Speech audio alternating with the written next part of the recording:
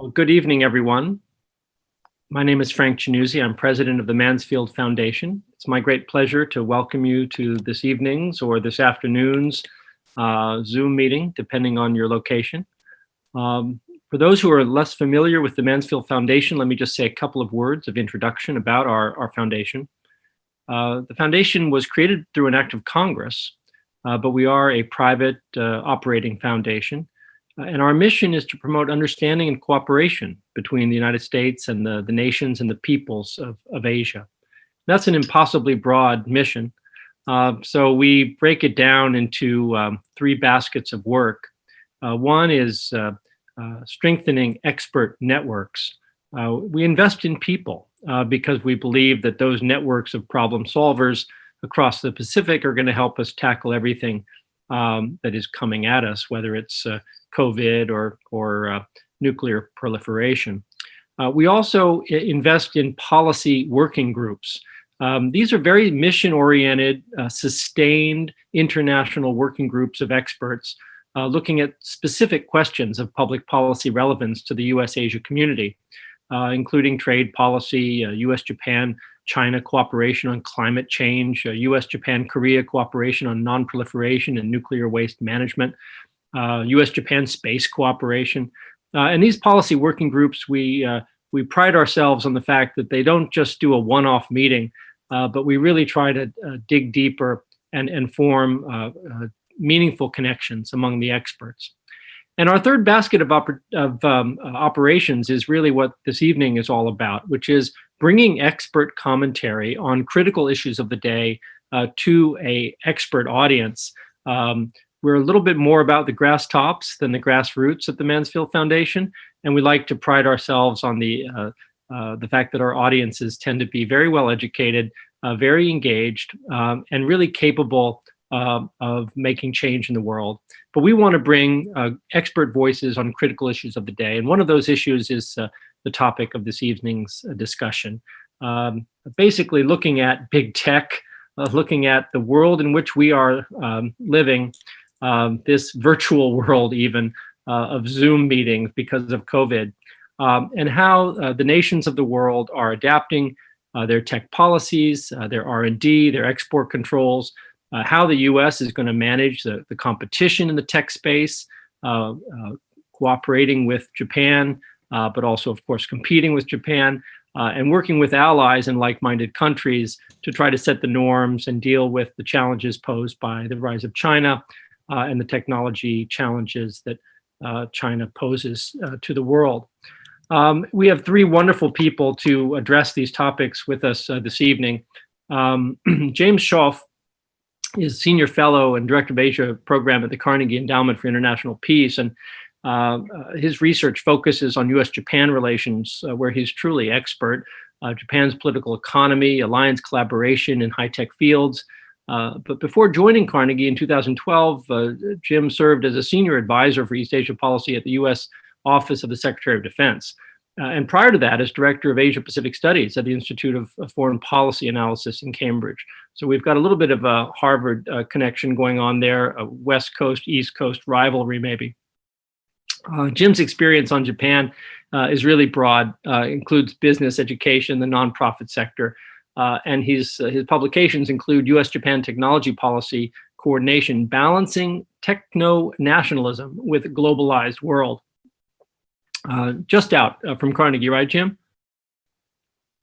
And then we've got our second presenter this evening, Dr. Crystal Pryor, is the Director of Nonproliferation Technology and Fellowships at the Pacific Forum out in Honolulu. And we're jealous of Crystal because she reports to us that COVID is largely under control in Hawaii. They're opening up to tourism. Crystal is Director of Nonproliferation Technology and Fellowships at the Pacific Forum, and she's also an adjunct fellow with the East-West Center. Before joining Pacific Forum, she held a postdoctoral fellowship in the U.S.-Japan Relations Program at the Weatherhead Center for International Affairs, also at Harvard. So we do have, you're outnumbered there, Kenji, 2-1. Dr. Pryor's work focuses on nonproliferation in Asia. She also is deeply invested in studying agendas associated with technology policy as well as women, peace, and security. And I don't know why we haven't gotten you involved yet, Crystal, in our U.S. Japan Space Forum, but I know that you also have researched U.S. Japan outer space cooperation in the security sector, as well as strategic trade and export controls. So Dr. Pryor brings a wealth of experience, including policy research at the University of Washington and master's degrees in political science from the University of Washington and the University of Tokyo. This evening's conversation is going to be moderated by Dr. Kenji Kushida. Kenji is the Japan Program Research Scholar at the Shorenstein Asia Pacific Research Center at Stanford University, and informs us that Stanford will reopen, at least in a limited way, to students in January, inshallah. So we wish you well with that virtual teaching environment with students on campus and faculty off. Dr. Kushida is the Japan Program Research Scholar at the Shorenstein Asia Pacific Research Center, APARC, and he's really sort of the spearheaded leader of the Stanford Silicon Valley and New Japan project. So this is all about the cooperation between the US and Japan in the technology sector. Dr. Kushida's research streams include information technology innovation, Silicon Valley's economic ecosystem, the environment that's so envied around the world, as well as Japan's political economic transformation since the 1990s. And he's a fellow of the U.S. Japan Leadership Program, which is you'll have to tell us about that, Kenji. I think it's a cultivation effort to try to bring together young and inspiring leaders from U.S. and Japan, but I need to be educated more about that particular leadership network program. The conversation this evening is on the record. We will be recording this session for possible posting on the Mansfield Foundation's YouTube channel and website, so be aware of that for those of you who are participating. And without further ado, Kenji, I want to turn it over to you to moderate this evening's discussion, and thank everyone so much for joining us. Great. Thanks, Frank. It's great to see you, and I'm delighted to be moderating this session. So, of course, now is a perfect moment to talk about technology policy and opportunities for U.S.-Japan alignment. And I don't even have to outline why it's an important historical moment and why there are so many various things that are at stake, right? What are some of the issues? What are some of the ways to think about them? What should we be paying attention to, and what should we be doing? And so usually, right, when there's a high degree of uncertainty about what's going to happen very soon, but there's a lot of high quality discussion about what we need to be thinking about, then the best approach is to get the absolute best people you can find, then ask them to give us a peek into their minds. So how do they see things? What do they see the issues to be? And how can we go about addressing them? And so in a session like this with US and Japan participation, this is the point in the US where I should tell a joke to sort of loosen everybody up. But in Japan, where I grew up, I should start with an apology for my lack of moderating prowess and skills. And so since I am from Japan, it's going to be an apology. Forgive me because I'm sitting here in California, standing here in California. And because we're two-dimensional in Zoom as well, California, not so hierarchical. Zoom, totally flat. So we're going to be fairly casual here. I'm going to be on a first name basis. We're going to turn to Jim after this and Crystal. We'll hear about 20 minutes from each of them. And then I have a few remarks, and then we can go to an open discussion. If you have questions, please put your questions in the Q&A box, and then we can see them, and I can send some of them to Jim and Crystal, or they can choose to answer them themselves. So without further ado, let's jump to Jim. Okay, thank you very much, Kenji, and thank you, Frank, for pulling this together. And it's an honor to work with Mansfield and to be with Crystal and Kenji on this topic. I'm going to have Kelly show some of slides. If you can put up just the opening cover slide first, and I'll tell you when we'll move forward from there. And I'm going to take kind of a step back a little bit. I'll give the broader view, and I think Crystal will go into a little bit more detail. But I think it's useful to consider the context for our bilateral technology cooperation and how we can adjust the way we collaborate for better results. So I believe this is an important transition going on right now in the world from a techno-globalist economic and innovation framework, i.e. one that takes advantage of reduced barriers to trade, investment, and supply chain development amid harmonizing standards, to a framework that is increasingly techno-nationalist, where countries intervene frequently to give their high-tech industries an advantage, and amid diverging standards and some decoupling to some extent. This has important implications for how the United States and Japan organize themselves to enhance collaboration in cutting-edge scientific research and new technology development. We've had a brief experience with this sort of techno-nationalist competition in the 1980s and 1990s. And at that time, it was the US and Japan that were engaged in that competition. And there are some lessons to learn from that, I believe. But this time, it's likely to carry on much longer and be more intense. And I think that's because the stakes seem higher. With a reemergence of great power competition vis-a-vis China, coinciding with the fourth industrial revolution. The technology today is potentially more transformative, where AI, big data, quantum computing, robotics, faster communications might all combine in a way that gives an early leader an unassailable position. And the fear of losing this competition, and we can go to the first slide there that shows some of the investment patterns. The fear of losing this competition is fueling an unprecedented scale of investment and a zero-sum mentality that, if we're not careful, will do unnecessary damage to the techno-globalist order that we've actually benefited from in many ways since the mid-1990s. In other words, we're in danger of overdoing it. We don't have to upend globalization completely to address its shortcomings and to protect ourselves. So looking back on the previous techno-nationalist experience, I draw 5 main lessons. First, the US and Japan were correct to focus on competitiveness and innovation as important sources of national power and influence. It helped support Japan's rise in the 1970s, 1980s, and America's revival from the 1990s. It has clearly contributed to China's success today.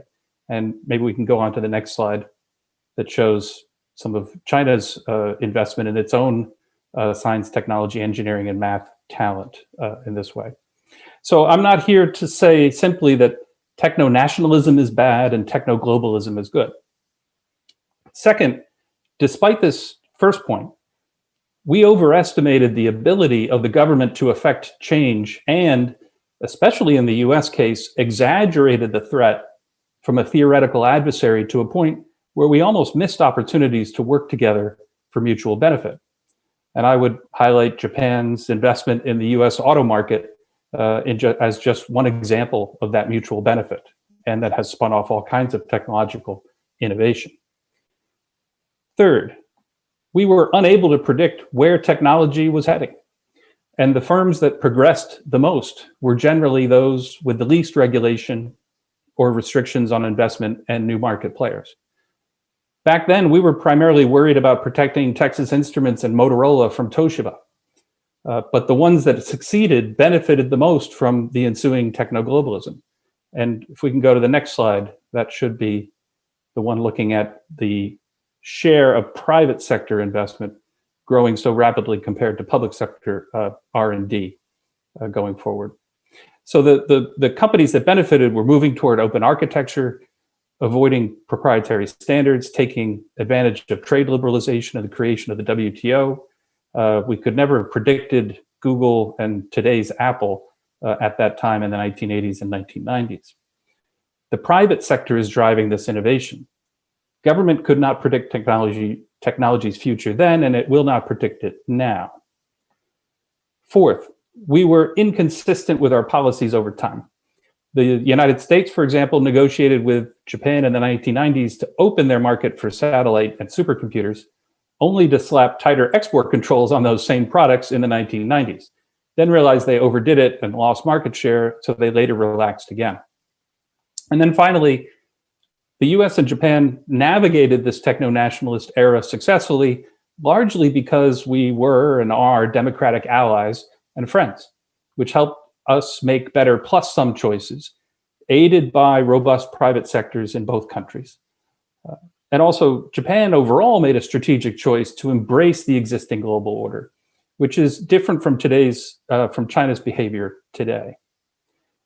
So both the United States and Japan and the EU and others will benefit from as large of an ecosystem as possible in terms of R&D, product standards, market opportunities, and the norms that surround technology use.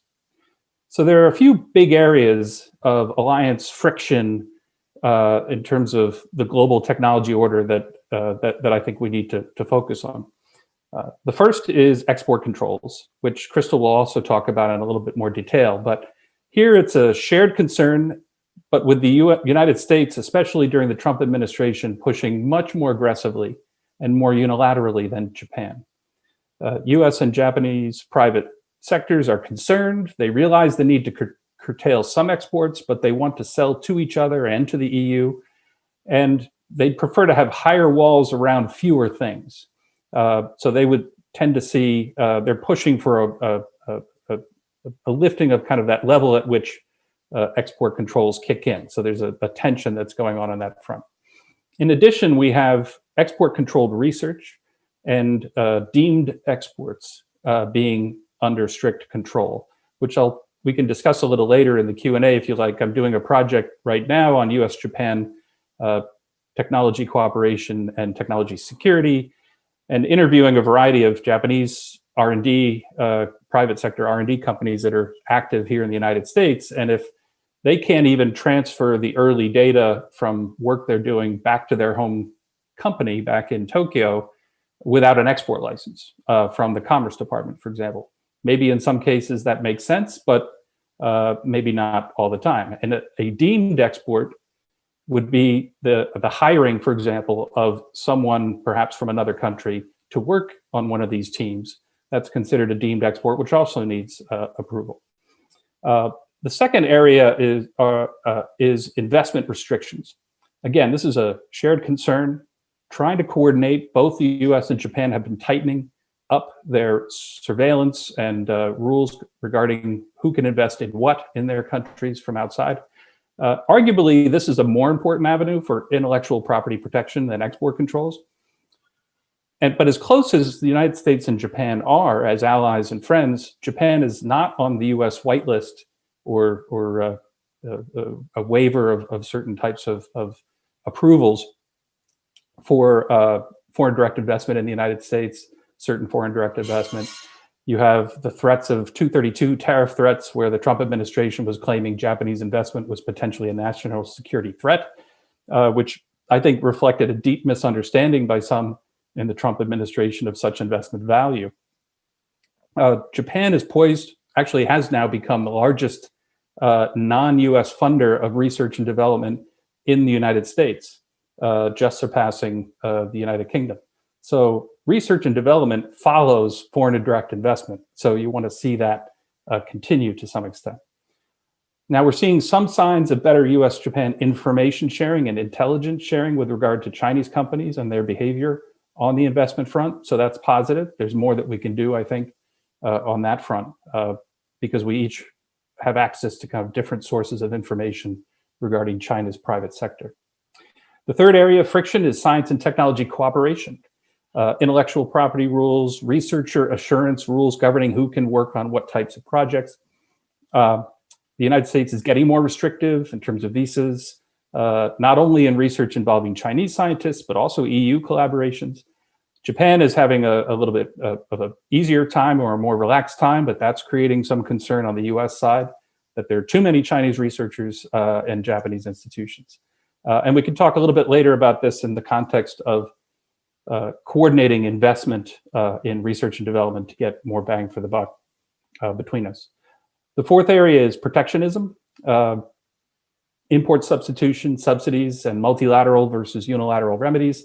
During the Trump administration, these areas contain the biggest US-Japan gaps in terms of dealing with China. How will the Biden administration approach it? I think in a more strategic and collaborative way, but that doesn't mean that the Biden team is simply going to stop levying, remove all the tariffs on Chinese products and other types of measures. And he does have a Buy America initiative and a few other things. So we'll have to see how that goes. The fifth area, final area, is standard setting and market maximization. And the problems with the above mentioned items undermine the ability to coordinate among the U.S., Japan, and the EU in this area. I think much more U.S. government of Japan dialogue and energy is needed in this regard on data governance, 5G and 6G, beyond 5G standards going forward. Also, artificial intelligence standards. It's been interesting interviewing some of the Japanese researchers and foreign researchers at U.S. Based R&D outlets here in the United States, working on various AI applications, because they're part of international teams, and they're noticing that different cultures approach artificial intelligence policy and ethics in different ways. But we're starting to apply these now into products, and there's area to work on there. So quickly, with the last few minutes I have, I'd like to talk about steps that the allies can take to improve the situation. So I think if we can put up the final slide, should be the org chart slide. So one of my main recommendations is to update the U.S. Japan bilateral science and technology agreement from 1988. And because that was created at a time when there was deep suspicion, mutual suspicion, or at least certainly worry in the United States private sector that Japan would get access to too much U.S. technology. So there were various components of the agreement that limited some of the things that we could do. I would focus on addressing two areas of imbalance. One is insufficient coordination between the public and private sector for research and development investments. We tended to focus, it was good, but we tended to focus kind of too much on big science, space, environment, health, medicine issues, all very useful, but we're operating now in a bit of a different world with different strategic imperatives. And as I showed before, the private sector role in investing in research and development dwarfs what the government does today. So bringing that public-private piece together is important.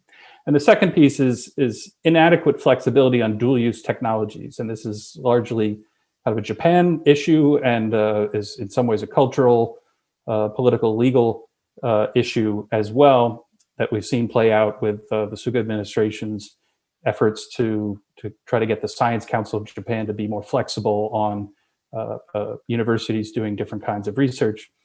So these are areas that this ought to be surmountable, where we can allay concerns that money would be going to weapon systems, et cetera. There's still other technologies that we could work on together that could potentially have that application, but we should prohibit work in those areas just because potentially somebody else could do something with it, in my opinion.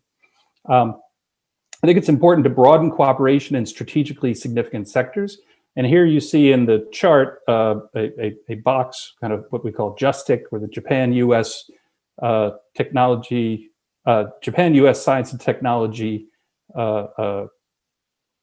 Innovation Commission, if I have my name correct that I came up with before, which would be a public-private tapping into the science talent that's in the private sector and in the labs and universities to identify overlapping strategic priorities and invest in science and technology collaboration infrastructure in AI, quantum computing, space technology, and others.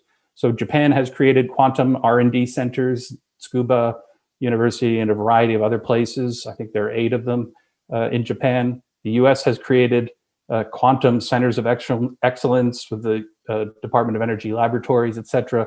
You could twin some of these, have almost sister city relationships between these types of R&D centers, or you could create a consortium together working with other countries that would exchange people and researchers, trusted workforce, trusted people to share this collaborative work.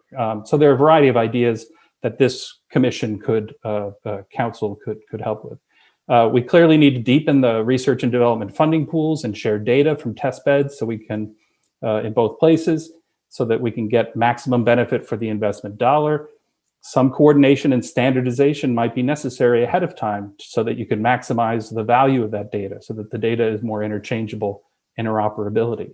It's difficult to find funds in the current post-COVID environment, but frankly, I think funding would be more efficient and if coordinated rather than each trying to self-fund a variety of things. So there is potentially an efficiency argument there. Investing in standard setting, as I talked about before, multilateral forums, and flexibility by the players to come up with agreement is necessary. Each country can't necessarily get all of its own way. Here's the tension we have with globalization, of course, butting up against that arena, but at least coordinating on standard setting, I think, is going to be increasingly important. And improving alliance coordination on export controls and investment screening, and then strengthening the fundamentals of information and technology security, especially in Japan. One of my interviews I was conducting with the National Science Foundation, they created a Chief of Research Security Strategy and Policy just this past year. And one of the things they looked at was going through all the proposals that NSF has funded and looking for anomalies, looking for areas where it turned out something got published and attributed to somebody that was not actually revealed or included in the original proposal, or there were a lot affiliations that were not fully revealed at certain times of funding. And they have found a decent percentage of proposals have these anomalies that they've then looked at to follow up, to try to tighten and make sure they're policing the process of funding this research a little bit more carefully. Japan could do something similar like that, and that should be non-controversial and not necessarily trying to go down some kind of techno-nationalist policy or have some kind of defense equivalent or keeping countries out. It's really about awareness and gathering data to improve that approach. So these are, my time is up. These are some of the things I've been thinking about and working on, and but it's great to have a chance to be with you all and to keep learning. It's very fast moving, so I appreciate the opportunity today. Wonderful. Thank you, Jim. I can tell we're going to have a good discussion later. So let's pass the baton to Crystal.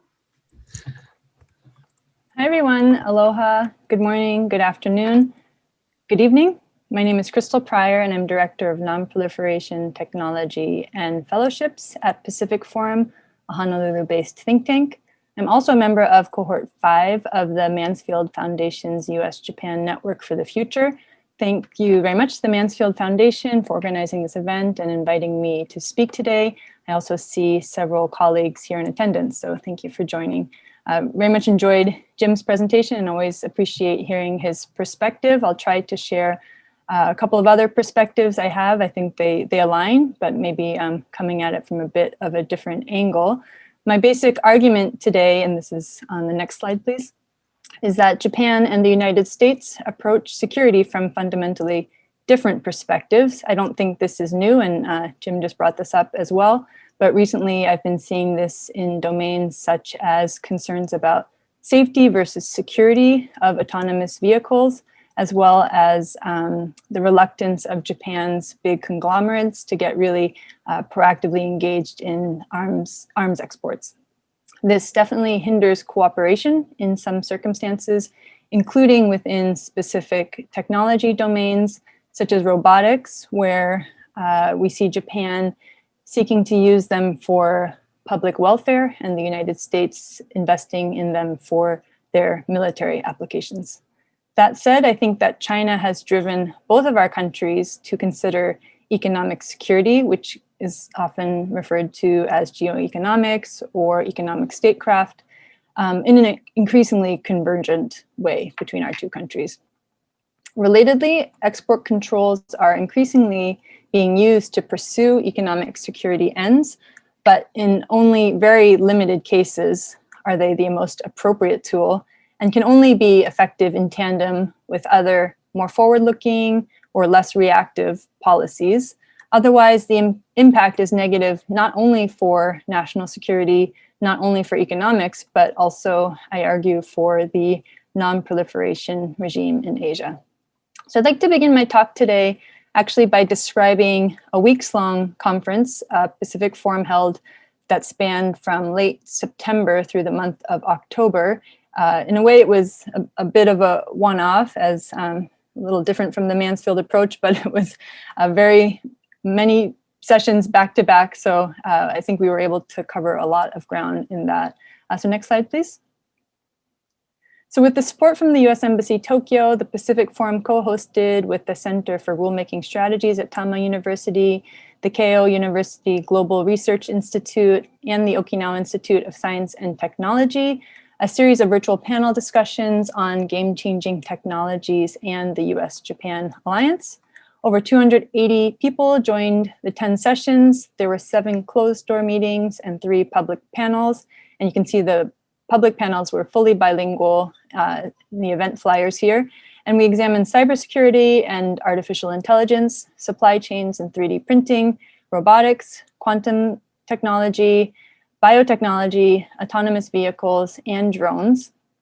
These technologies, as you can tell, are quite different in their nature, as well as their status. Some are considered foundational, some are still emerging, and some are already changing the game. Of course, we didn't really come to a consensus as to what the game even is. But regardless, for any given domain besides cybersecurity, which arguably is not a technology in and of itself, we actually didn't see a great deal of cooperation or coordination between the United States and Japan, despite some of our shared concerns over the future trajectories of these technologies. Next slide, please. So I'd just like to share, I thought it might be interesting to share some of our audience polling results. These came from, some of them were from closed-door sessions and some were from the public sessions. But for example, to the question, how can US and Japan best advance or protect their competitiveness in game-changing technologies? Public-private partnerships was actually the most common answer, followed by R&D, which Jim just talked about the importance of. Other answers that came up were technology, diplomacy, some answers for export controls, investment controls, and visa screening. And then to the question, which technology domain should be the priority for US-Japan coordination? Quantum kind of surprisingly came up first. I say surprisingly because from what I heard from the talks, it's still very much an emerging technology. And so maybe people think that coordination should happen now before it gets fully developed. But then also on sort of more already emerged technologies, semiconductors, artificial intelligence, biotech, and robotics. Next slide, please. And then we asked the audience, and this particular session was only covering supply chain, semiconductors, and 3D printing, but we asked in which areas do the participants think US-Japan coordination is strong, and none was the top answer. So that gives you a sense of sort of where at least the perception of our coordination is, and we can talk a little bit more about the reality. But there were some respondents who thought supply chains and semiconductors had a decent level of coordination between our countries.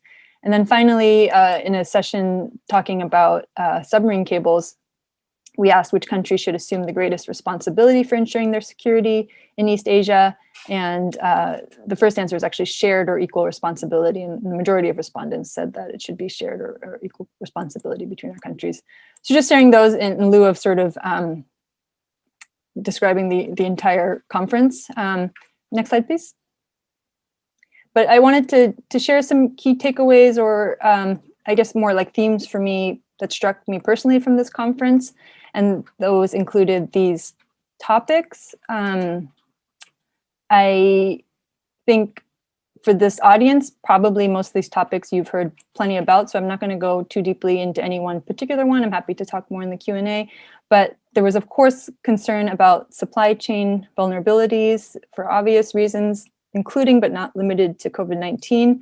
A lot of talk about decoupling. How much are we going to decouple? How far? And will this actually have, the unintended consequence of encouraging indigenization of these technologies that are decoupled? Questions, a lot of questions about the appropriate role of government in technology and technology control, in encouraging innovation, in protectionism versus ensuring free and fair markets, and is the government actually able to pick or even predict what the winning technologies will be?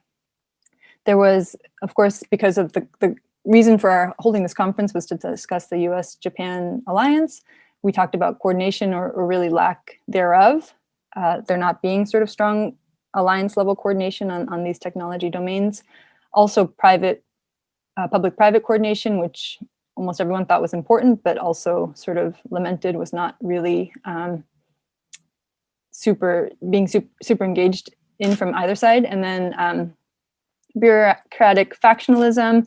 On the Japan side, we talked about a bit specifically, but of course it happens on the US side as well. So there was kind of a general feeling of this, there was a lack of a whole of government approach, there was a lack of whole of society approach, and also a lack of bilateral and multilateral coordination.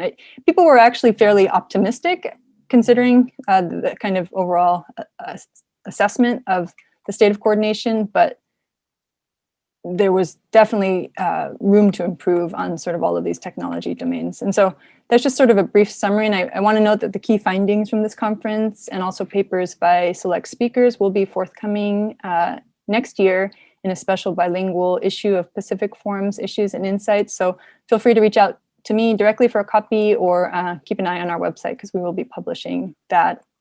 But I want to note that with all these things that are not happening between our two countries, what is the way forward? And this circles back again to Jim's talk too, but this is not a novel idea, but most of our sessions came up some discussion of standard setting. And there was a general agreement that exchange of ideas involving industry, government, academia between the US and Japan will help create an open architecture. And so in this sense, the US Japan policy cooperation dialogue on the internet economy, the 11th meeting of which happened in September 2020, was raised as sort of a best practice for US Japan cooperation. It highlights the values of transparency and vendor diversity. It adds momentum to the overall standardization efforts in the US and Japan. It opens up market opportunities for US and Japanese vendors, and also benefits third countries by improving supply chain security and vendor diversification, including in 5G networks. And Jim made this point also in the closing session of our conference, but more broadly speaking, alignment between the US and Japan on trade, investment, and technology controls is necessary. In addition to coordination with other like-minded countries, it can't be done with just the two of us. Otherwise, attempts to address these shared security concerns will actually generate friction between our countries. And one step he mentioned that I think has come up in other fora as well is better procedures on the Japan side for handling classified information, including a security clearance system. So I know Japan has taken positive steps in this direction, and I think it'll benefit US-Japan coordination and information sharing quite greatly. Next slide, please. So just to mention two themes that drove a lot of our discussion and that tie into my next topic of export controls or economic statecraft, or this concept of techno-nationalism, and also security perceptions in a dual-use environment. I think that these themes were driven both by the nature of technological development and the private sector's role in that, with the shift we've been talking about for years now, from spin-off to spin-on of technologies for military applications and the dual-use nature of today's most important technologies. But I think perhaps most important is China's push for technological superiority and its blending of civilian, government, and military in really all domains. With the previous generation of technologies and importers, it was easier to separate the military and civilian end uses and end users, but this shift in technology and its uses, as well as China's taking full advantage of this dual-use nature of modern technologies, has really led us to where we are today. I think that without China taking the policies that it has in recent years, most notoriously the Made in China 2025 plan, it's really hard to imagine the US and Japan converging on economic security and technology issues in the way that they've begun to now. The various measures that the United States has taken against China for our U.S. economic security, including initiating a trade war and banning Huawei, are well known. Notable recent developments in Japan is that it has set up an economic division, the National Economic Security Secretariat, this past April, to really take a whole of government approach to economic statecraft and emerging security challenges by strategic framing and coordination with those relevant government agencies. And the Ministry of Foreign Affairs itself has formulated an economic security policy division. And we were fortunate to actually have the first and still current director of this division speak at our conference. But unfortunately, the perception overseas of the US, including in Japan, is that the US's current approach is more about undermining Chinese companies' expansion globally, and it's not a multilateral approach to enhance competitiveness among like-minded countries. And I think that this is actually one source of the lack of coordination between our countries. And more broadly, I think that Japan and most of the other countries in the world, besides the United States, have really actually long understood the importance of strong economies to their national security and overall well-being. So this concept of economic security may seem somewhat novel to Americans, particularly given our scholarly tradition of separating economic studies from security studies, but really it's a well-worn way of approaching the world that I think the US has just had the luxury of ignoring until recently. But what does seem to be new today is how enmeshed our countries are economically and technologically with China, while also viewing it as a security threat. Next slide, please. Which brings me to my discussion of export controls, which is a 20th century tool for a 21st century problem. It's a 20th century method of control that's being applied to 21st century technologies. I think it's ill-suited for the job because so much of what needs to be protected is information, it's digital, it's data, it's so-called intangible technology transfer, or as Jim mentioned earlier, deemed exports. So the heightening of screen investments, mergers and acquisitions, students and foreign employees, that's all happening sort of in parallel to the changes in export controls, and actually is what ultimately led to export control reform in the United States. So just to back up a little and provide some context, the US Congress passed bipartisan legislation on August 13th, 2018, the Export Control Reform Act, and it actually created a much needed permanent statutory authority for the Export Administration Regulations, or EAR. And it actually, what it did was codify the Commerce Department's existing approach to controlling emerging technologies. It's been in practice since at least 2012, so it's not special to the Trump administration, and these are changes that had to happen and were being called by the expert community for many years. But it also did include a mandate for a new interagency process to identify emerging and foundational technologies that are essential to the national security of the United States.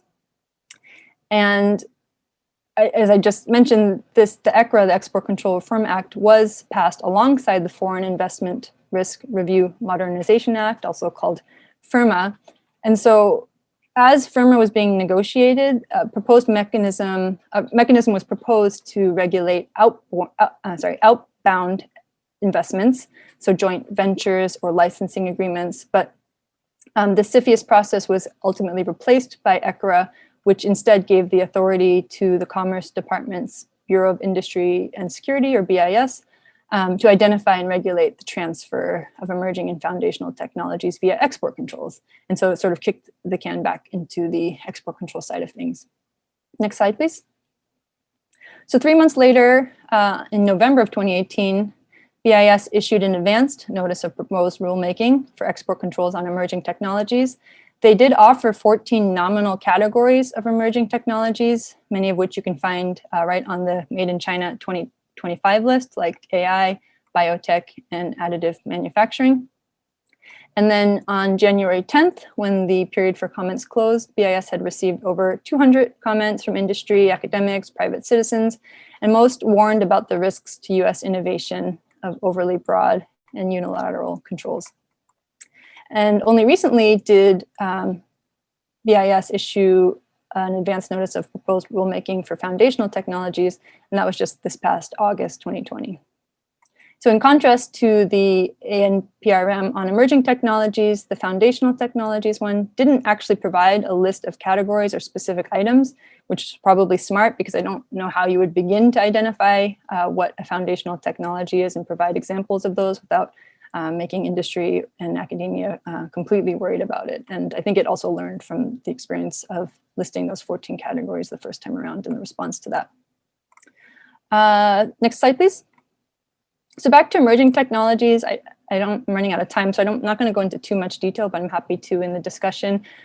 This slide and the next slide, please, are just showing that essentially there were some emerging technologies that have been newly controlled under the new rules, but the really important thing to note is that these aren't being controlled unilaterally. These are being controlled by the Australia group and by the Wassenaar Arrangement, which are both multilateral export control regimes that have at least 42 countries participating. And so the US hasn't gone and decided to unilaterally control exports of AI-related technologies. And that was what people were really worried about happening, and people in Japan, I think, especially. So if we can go to slide 12, please. So to speak a little bit about China's export control update, because this is actually just happening, the law just went into effect on December 1st. I think it's important to note that the United States and other countries have actually long engaged and encouraged China to develop a comprehensive export control system. Much of what China has passed is in line with international best practices, particularly the regulation of military products, nuclear materials, and dual-use items. There are some elements that are a little bit concerning. For example, licensing factors include not only the normal standard criteria of a particular technology, its end use and end user, but also the entity's social credit rating. And so the government might actually be trying to use the role of China's social credit system as really a policy tool. And there's been a lot of focus abroad on sort of new grounds for China to impose export controls for national security and national interest reasons, but what it's doing is actually not that different, I think, from what the US is doing. So, I think there's certain elements that definitely appear to be retaliatory in nature in response to the US and other countries' imposition of export controls, but other are actually what the US and other countries have been pushing China to develop, namely a comprehensive national level export control system, primarily for non-proliferation purposes. I'm running out of time, so I'll just go another couple minutes, but next slide, please. So just to briefly talk about where these developments leave Japan, not only have the Japanese government, but also popular media have been actually quite closely following US rules on emerging and foundational technologies, as well as what's going on with China and providing feedback on their export control law. So I'd like to at least reassure the Japanese audience that maybe you don't have to worry that much about our controls on emerging technologies and foundational technologies in the US. As long as BIS and not Congress are in charge, I think if Congress takes control, we could go a different way, and we can talk about that. Japan is also dealing with its own export control dispute between Japan and South Korea. I have a lot of thoughts about that. Of course, the issue has been politicized on both sides. I think the problem, regardless of what you believe to be sort of whether Japan has legitimate concerns or not about the proliferation of specific chemicals, the problem is the perception that export controls are being applied for economic security purposes, which comes to the main point I'd like to close with on the next slide, please. So I think export controls, and this is not just me thinking, this is most people in the field think this, are that export controls are generally ineffective unless they're multilateral and very specific. Japan's imposition of export controls on 3 particular chemicals may have been somewhat effective because Japan is the main producer of those chemicals. But even then, South Korea has been figuring out workarounds and indigenizing production, finding other exporters like Belgium for photoresists. But relatedly, and more, I think most importantly, given the field I work in, the more export controls are used for economic security purposes, the less attractive they will be for their purpose of non-proliferation, as countries agreed to sort of abide by in UN Security Council Resolution 1540. So that's it. Thank you. Sorry, I went a little over time, but looking forward to the discussion. Wonderful. Thank you so much. Yes, we have a lot to discuss. So first, I have a couple thoughts, because being from outside some of these conversations, I find it useful to take a novice view. So when we talk about alliance, we're talking about the broadest view, right? Security, but generally good if we're better enmeshed in many different ways, US and Japan. And of course, taking the classic view, it's best for both countries if Japan is economically strong and the companies are competitive, but ideally not so competitive that they directly drive out American companies from certain areas. So there's that. The second, in a lot of these conversations, so the question is usually more coordination and cooperation is better. But what do we mean by coordination and cooperation? It can mean a lot of things, right? Talking about things, doing things together, making rules together, but then who benefits from which rules, how? And a few other examples that are useful, I think, for this conversation that we're seeing in Silicon Valley. This is a particular type of cooperation that's happening, and it's very competitive and quite commercial. But right, so Japan has lots of big industrial companies. They're really good at certain things. They have global reach, manufacturing, service companies, large markets, high profits, but they lack expertise in software, AI, and a few other things that smaller Silicon Valley firms are really good at. So, part of the project I was doing at Stanford was linking some of the Silicon Valley ecosystem with Japan, where they can bring funding and other kinds of global reach to the startups that want to boomerang off of Japanese companies' industrial data generation capability or global reach to scale up. So how to facilitate something like that. So then a few other concepts that I thought were useful to sort out. When we talk about data, right, there's personal data and there's industrial data. And then there's data security versus data privacy, right? So data security is how to protect against unauthorized access. Data privacy is about, and I might be wrong about this, but data privacy is about the rules and regulations for who gets to use whom's data in what ways. So just a few Silicon Valley examples that fit into all of this discussion.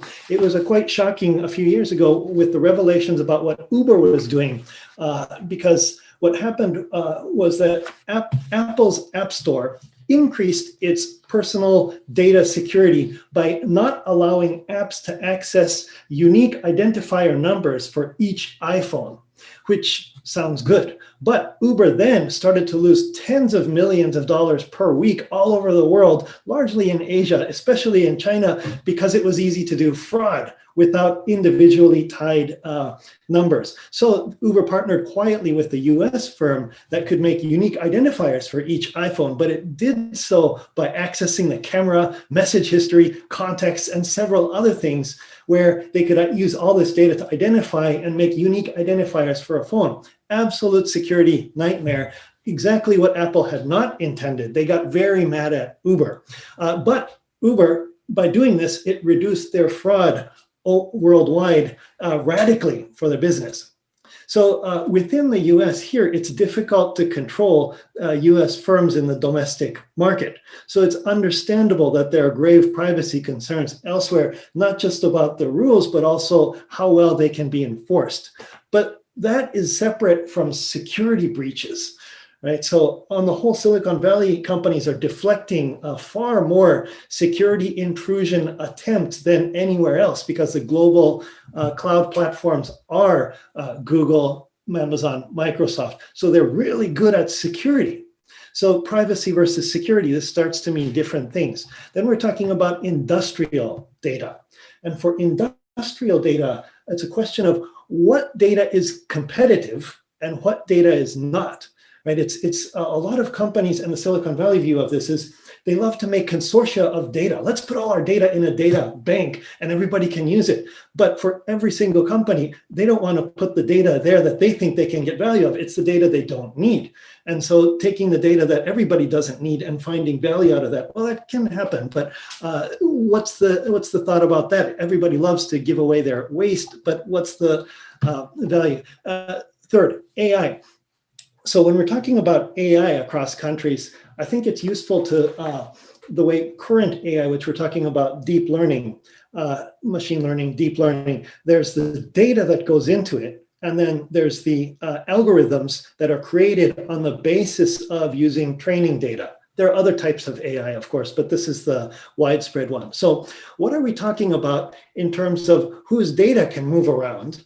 Or is it possible that we're talking about you get local input data? You're not allowed to move the data across borders. You make the algorithm one place. You move the algorithm over and then use data from another place based on the data you trained on somewhere else. How does this fit into something like export controls, where is the value in the data or is the value in the algorithm that you made based on training using the data? And then a few other things about infrastructure. And here's where I personally think that there's a lot of room for collaboration in the Silicon Valley way, where if we saw in Abenomics, the third arrow, the growth strategies, there's 250 or so line items and many very ambitious goals of putting things like robotics in healthcare, logistics, efficiency increases, infrastructure maintenance using drones and fewer people. All of this stuff generates data. Elder care, lots of sensors in people's homes. As we know, the demographics are shifting in a way. Lots of people over 65 living alone, living in households over 65, and people with multi-generational families where you have 70-year-olds taking care of 90-year-olds and above. And so trying to live at home for as long as possible. The needs are very deep to have systems in place that can help maintain this kind of lifestyle. So then getting data from sensors and anonymizing it, that's fine.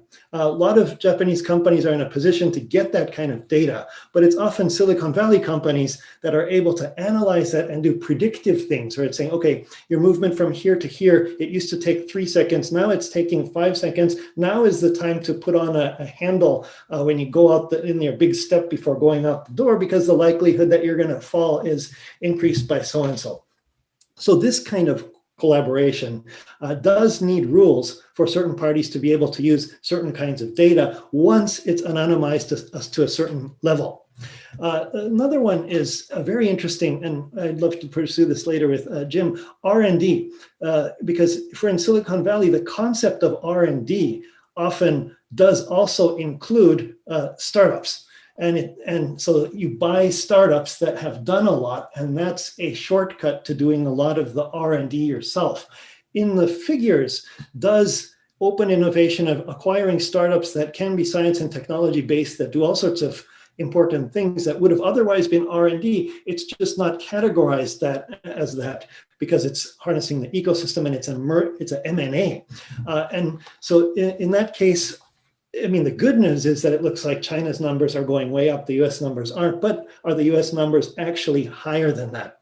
So another one is commercial collaboration. And here's an interesting example, specific example that I love to share on how the US and Japan can work together. It's about the company Komatsu, which makes large construction equipment. And one of Japan's pain points, of course, is there aren't enough people. And especially there aren't enough people who are really skilled at operating construction equipment. There are especially not enough people that would like to go to construction sites, like building a dam far away or something like that.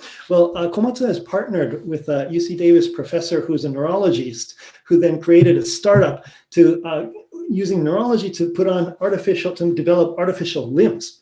Now, what Komatsu wants in this partnership is to enhance their ability to offer, because obviously the future is it will have machines that have somebody sitting in them, has machines that are fully autonomous, and others that are operated from far away. So if you need operated from far away, you need monitors 360 degrees, you need sound that comes from all over, and you also need haptics, feedback on your joysticks. Who better to make feedback realistic haptics than this startup created by the neurology doctor who works and understands the neurology for artificial limbs. So then they're working together on this.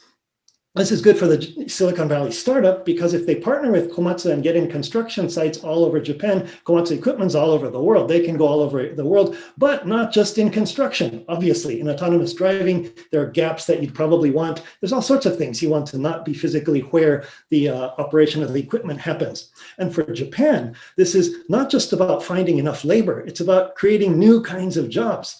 The labor force that's the least likely to be operating heavy machinery in construction sites is young women with small children.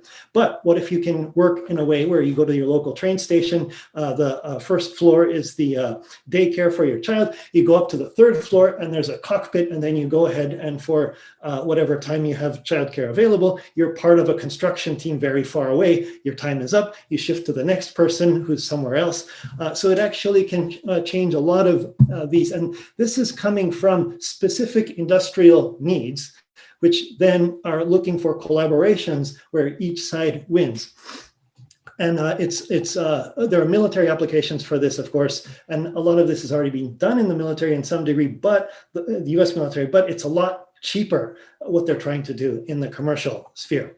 So this leads me to the final point, which is, I think for a lot of these discussions, we really need to understand the dynamics of competition among firms and industries, right? Because from the Silicon Valley view, players that want consortia or formal industry standards are often the ones that aren't sure how to capture value from certain things. So I'm not saying this is the right way to think about it, but a lot of Silicon Valley companies will say point blank, look, standards are for the losers. We are the ones that set the rules. We become the platform. We become the de facto.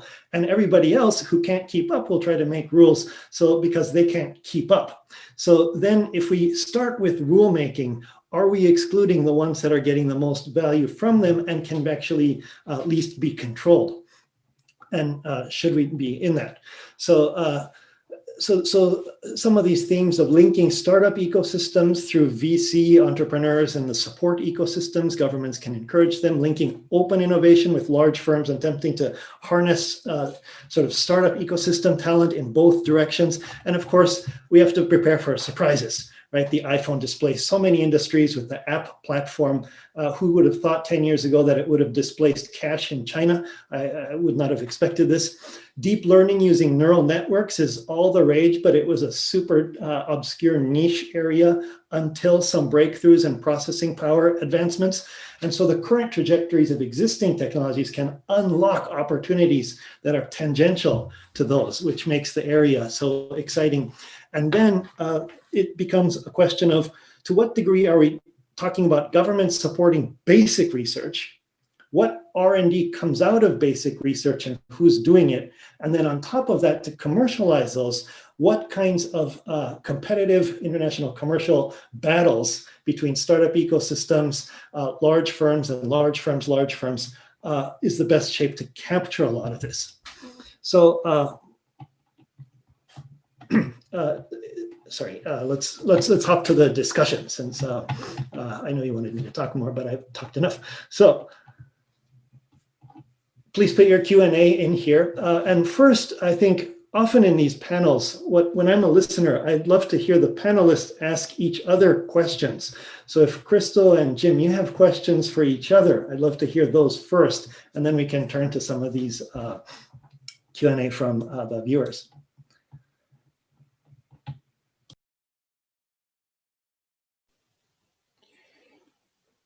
Well, I'm pretty stimulated by what both of you are talking about, and it's generating a variety of thoughts. I don't know where to begin right now. You know, I did want to jump in though on a couple of thoughts that came to mind based on what you were talking about. Was in terms of well, you asked about the R&D source, or whether the U.S. number might actually be higher than what it was showing. That data actually shows all the R&D activity taking place in the United States, regardless of source. So it actually includes non-U.S. companies and firms and institutions investing in R&D in the United States. So it actually demonstrates, I think, that the U.S. piece would actually be much lower if it was only American-owned firms on that front. And then there was another interesting, you know, you talked about the industry piece, and I'm curious what Crystal thinks about this as well, and what you think about it, Kenji, is one of the companies I interviewed, a Japanese firm, is part of a consortium of organizations, universities, DOE labs, and utilities out west as part of a DOE-funded project. It's related to solar energy and transmission and grid control and other things. But DOE wants to have industry partners as part of that dynamic because it brings the practical kind of a different view, and it brings some of the are these breakthroughs going to be applied to products and to people's benefit. But you asked in the beginning about how coordination for what purpose or what kind of coordination. The utilities had a lot of data that they were contributing to this project, but they had all kinds of rules, controlled unclassified information, privacy rules related to how the customer data could be used. In order for this data to be used, if the Japanese company was going to participate, they had to invest in major changes to their IT systems, not just working on the project, but back in the headquarters because of the requirements of this particular utility. So in one case, they were able to do it for one project, but for another one, they said, forget it, we're not going to make those kind of investments. So some of the coordination, when we talk about cooperation or coordination, it's almost in the areas of mundane things about what's the right balance between a reasonable equivalency of protection that gives people, that protects the things we need to protect, but that doesn't overdo it or just, it doesn't become a compliance issue. We're really trying to harmonize these things so that more can be done. You're just uncluttering the roadway in a sense. Sorry, I'm not asking a specific question, but I'm I'm just responding to some of the things that both of you have raised, which stimulated some thinking. Yeah, those it's just still processing Jim's presentation, and then there were a lot of comments. I think it's interesting to me because you, Kenji, are coming at it from very much like a Silicon Valley perspective, which is quite different, I think, from sort of the policy world and good and fresh. And but I guess I hadn't been thinking as much in terms of competition because it's sort of assumed that the U.S. and Japan are allies, and so we're going to want to coordinate and we're going to want to cooperate together. And so I think this added element of, and we were very much, I think our countries were in competition economically in the 80s at least, and so we're seeing some sort of reflections of that in our relationship with China today. But I guess this just builds off of what Jim just said, but I think it's the cooperation or coordination is more like a baseline, or sort of ensuring fairness or rules of the road, or that that even, and firms have an interest in this too. That's why major competitors in the cybersecurity space are coming together to try to come up with some rules of the road, because it benefits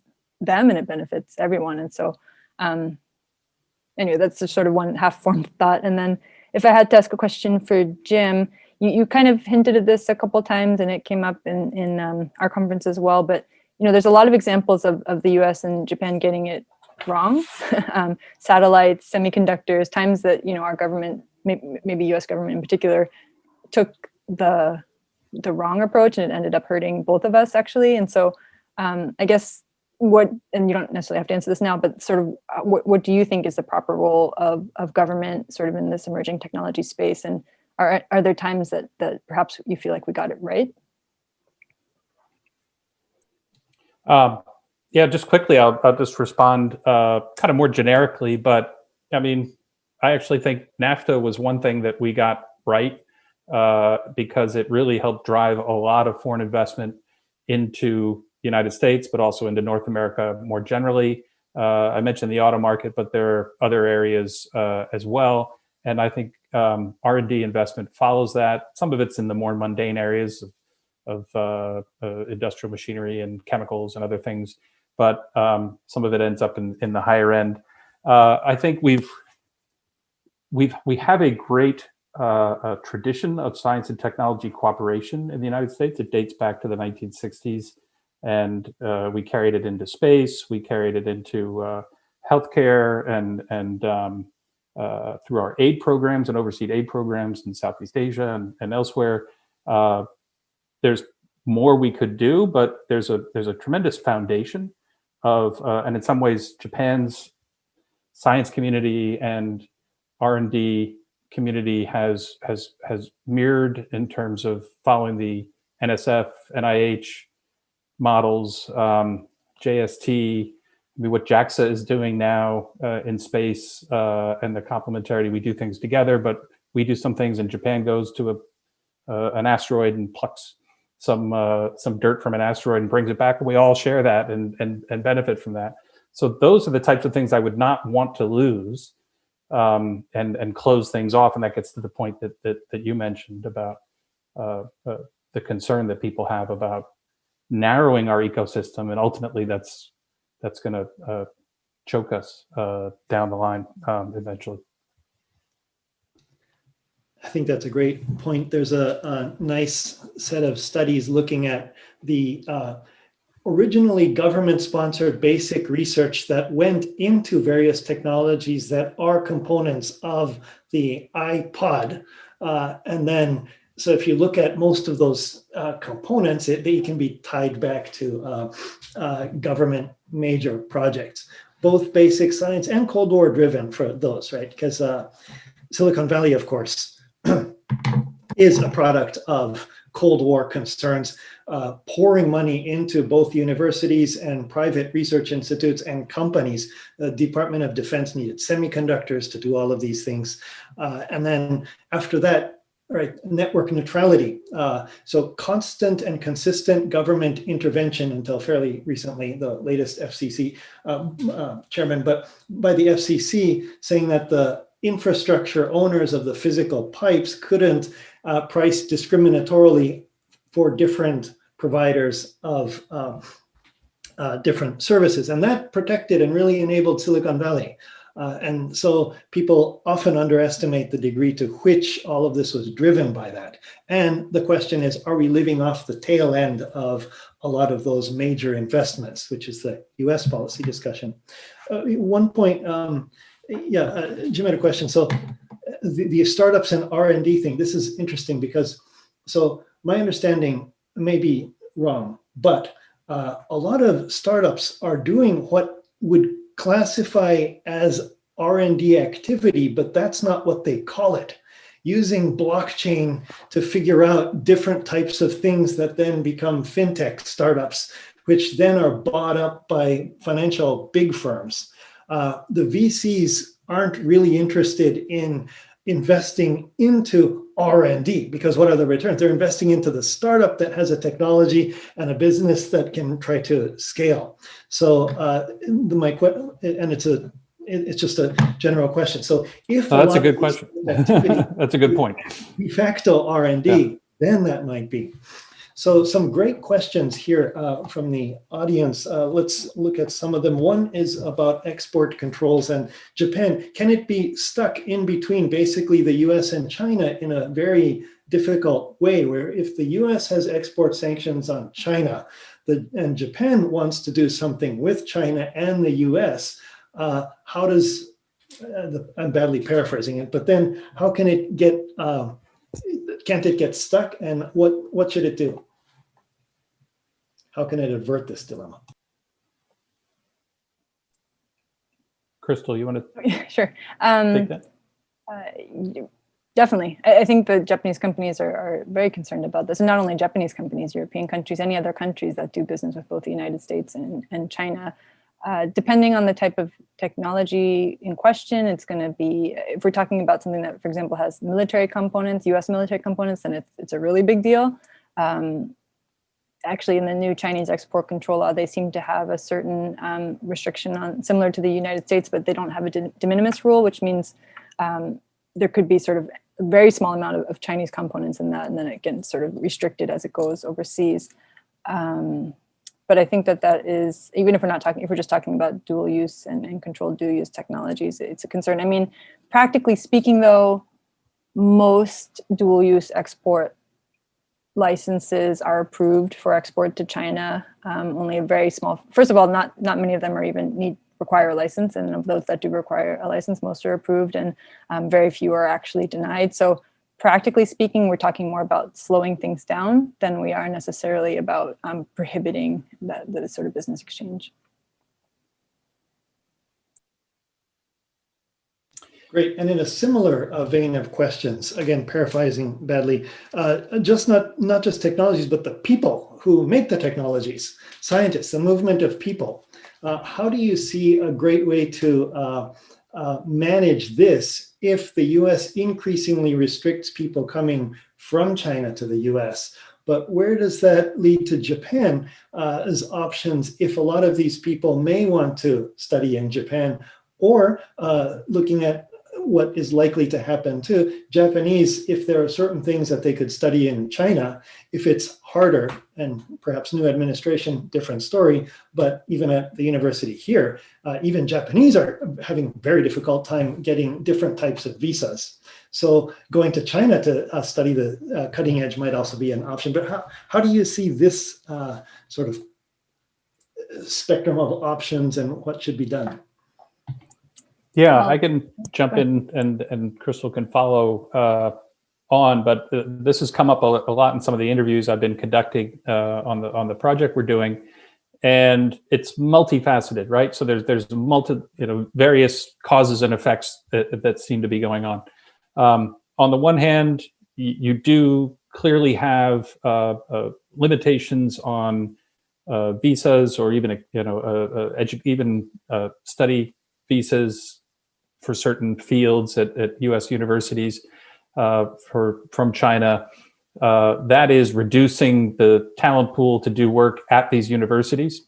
So that is impacting the attractiveness of Hitachi, NEC, NTT, others who are setting up Toyota R&D facilities all throughout the United States and partnering with universities like Stanford and MIT, et cetera, in part because they have some of the best graduate PhD talent and people who are there. So you're reducing the attractiveness, that magnet of sort. You're also reducing funds into the universities, and you're limiting. The NSF has changed rules on rotators. So it used to be people who could come and be a leader of a project that is funded by NSF for 2 or 3 years on a special visa. Now that can't be a non-U.S. national in many cases, not even just from China or Iran or North Korea, but non-U.S. So that limits then Japanese even researchers' abilities to come here. There was an article recently in Nikkei about the increase of Japanese, as have some American researchers gone over to China to do research because the money is good and the opportunities are there. But there's a brain drain going in that direction. Some of the people I've interviewed who are working for Hitachi or NTT or others are Chinese nationals who came here to study in the United States, loved it, did well, stayed here. Some of them created their own businesses, but others went into research. One woman I interviewed worked at GE, worked at Siemens, worked at Hitachi, all in the energy field here in the United States. So that's a part of things. And then now you have also this suspicion to some extent of if we want to partner with, let's say, create special relationships between RIKEN and AIST, and other Japanese institutes. But if they have projects with too many Chinese researchers or this and that, does that limit our ability to collaborate? So that's why I think we need to be less restrictive or more efficient and intelligent about where we draw the line. And that's why I talked about intelligence sharing and collaboration, both on the investment screening piece about who's really this company that's investing into this startup, et cetera, but also in terms of the links and relationships that researchers and affiliations that people have.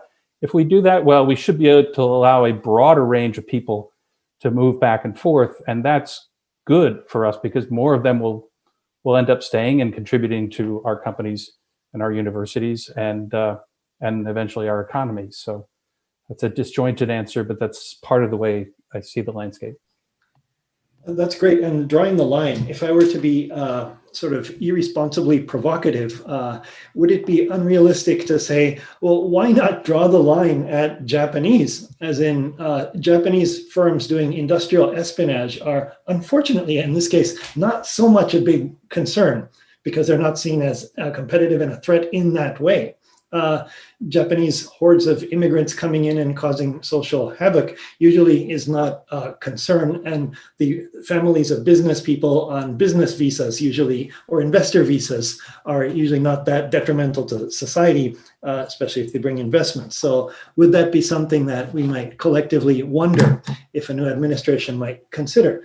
Sure, you can tighten visas all over the place, but it is an alliance. There's a security alliance if we're going to broadly enmesh this. Why not make it easier for, say, Japanese, especially if they're employees of large reputable corporations, et cetera? I agree.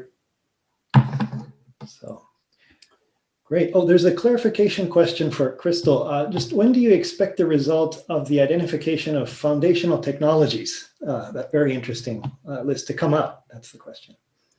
Well, so for the emerging technologies, the actual sort of passage of or addition of new technologies on the control list, they kept saying it was coming, and ultimately it took, was it almost 2 years, definitely over a year, to even get some of those technologies. So I don't have any high hopes that I can't even wrap my head around what they're going to control in terms of foundational technology, or how it makes sense to control the foundational technology. So I think the only thing that could change is maybe if there's additional pressure by Congress. And part of the reason this is so interesting is because it does affect the investment screening process and the CFIUS process. And so to the degree to which those technologies that they're potentially concerned about, those actually investments they're concerned about, are not identified through the export control list, they're not actually going to be able to sort of monitor the investments in those. So because of that reason, there could be additional pressure for BIS to move more quickly to identify specific technologies. But given sort of, and I think this is actually a very good thing, that they want to be so precise that they want to follow the multilateral rather than doing things unilaterally, to get consensus at the multilateral level is definitely a multi-year process. So I don't have any expectations it's going to happen very quickly.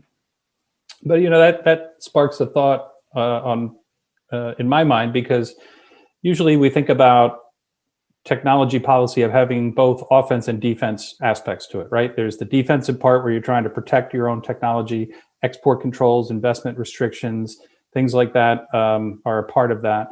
But there's the offensive part. How do we make ourselves better? How do we get more students to study STEM? How do we give tax credits for R&D? How do we spend more money investing in various policies, et cetera? And I would put the foundational, I think it's a mistake to put it in the defensive category, to lump it in with an export control piece. That's an offensive area. We want to stay strong in foundational technology. So the semiconductor bill that's on Capitol Hill, where they want to try to give subsidies and protect certain things, or stimulate more production of semiconductors here, as opposed to all the contracting out that goes on. That's where we have these real interesting and important policy debates about, okay, that's a good idea. We want to be good at semiconductors, et cetera, but how much are you picking winners and losers? How much are you locking yourself into certain technologies as opposed to letting the free market reign? There are ways to do the offensive piece without interfering with that too much, but it's not not everybody agrees on that front. But to me, that's where I would put the foundational technology piece. That's a great set of discussion points, I think, because when we're talking about technologies, can you separate the technology from the firms? Because it's firms that are doing these things. And if it's talking about firms, then they're competing, cutthroat competition in various markets and industries. The markets and the terms of competition for what they're competing over are shaped by policies. And the policies are shaped by politics. This is the way that I have self-brainwashed into thinking of things. So for to me, it's very interesting to what degree, when we're following technology policy, we end up talking about firms and industries and the rules and regulations about that, which is actually competition policy. There's a final question, but we don't have enough time, but just 2 minutes on it. A question about decoupling, what it might look like. And I have a fundamental question about what do we mean by decoupling and what might it look like? For example, Komatsu gets their data from their machines all over the world, and they can see what needs maintenance, or if the payments aren't coming, they can shut off a machine far away from Tokyo. But China on that map is completely blank. They can't get the data out of China. The China operations then do the same thing, but only in China, and they can't see the rest of the world. That's decoupled. Tesla gets their machines, all the Teslas all over. All my neighbors who have Teslas, that's how they determine the charging stations, etc. But are they getting data from China? If you're going to do autopilot using Chinese data because there's so much of it, then is Tesla going to able to bring their data out and apply what they learned about how to drive better autonomously within the huge Chinese market to the rest of the world, or vice versa? How does that work? So what does decoupling even look like? And Frank is here to clamp down on our timekeeping functions that I have failed at. So please, Frank. Kenji, I would, without objection, I would grant you another hour if I had the chairmanship duties of a Senate committee. Fascinating discussion this evening by Crystal and Jim and Kenji. I'm struck that 40 years ago I was writing 35 years ago, writing my master's thesis on why the United States should ease up its technology controls on export to China. And here we are, no longer in the late 1980s when U.S. Japan were struggling with each other, and confronting a whole different set of challenges that nonetheless strike us all as somewhat familiar. And this evening's discussion to me just underscores the Mansfield axiom that the U.S. Japan relationship is the most important bilateral relationship in the world, bar none. And that how we work together on technology is going to have a decisive impact on the future of the 21st century. And this evening's discussion underscores that and makes it very indisputable, I think. This conversation made possible by the generous support of the Japanese embassy in Washington, D.C. and the Gaima Show. Tomorrow we have a continuation in a series of these public outreach efforts in time of COVID. The U.S.-Japan relationship is often described as the cornerstone of security, U.S. security in the Asia-Pacific. And so we're going to delve into exactly what that means tomorrow. So check out the Mansfield Foundation website at www.mansfieldfdn.org for details on this tomorrow's conversation. I want to thank you, Kenji. Thank you so much, Crystal, for joining us from Oahu and bringing your expertise to this dialogue, and Jim Schaaf for a Kennedy School-esque paper presentation. I was in Central Square. I wasn't in Harvard Square. So we were, we were in between MIT and Harvard. We were just down the road, just down Mass Ave from me. But I appreciate so much when people actually bring not only analysis of a problem, but also notions about how to approach things differently and with solutions, and Crystal's work as well in the same way, in the same vein, pragmatic, and in addition to being insightful. So thank you so much. Thanks to the Mansfield Foundation staff, Kelly Primrose, who helped to arrange this evening's program, Timothy White, our Director of Communications. And until next time, thank you, and we are adjourned. Thank you very much, Frank. Thank Great you. to be with you guys. Thank you. Thank you, Crystal, Kenji, Jim. Appreciate it. Take care.